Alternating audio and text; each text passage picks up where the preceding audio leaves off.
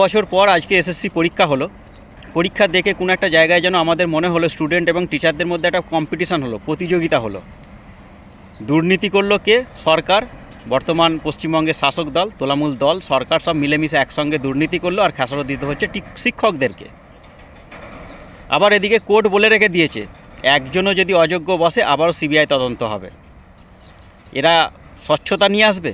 যে চুরি করলো তাকেই আবার বলছে পরীক্ষা নেওয়ার জন্য। স্বচ্ছতার সঙ্গে এরা কাজ করতে শেখেনি, স্বচ্ছতা কাকে বলে জানে না। অতএব এদেরকে দিয়েছে আবার স্বচ্ছতা মেনটেন করার জন্য। আর অযোগ্য যারা প্রমাণ হয়ে গেছে, যাদের আপনাদের লিস্ট বের করে দিয়েছে সমাজে যে আপনারা অযোগ্য, আপনারাও লিস্ট বের করে দিন।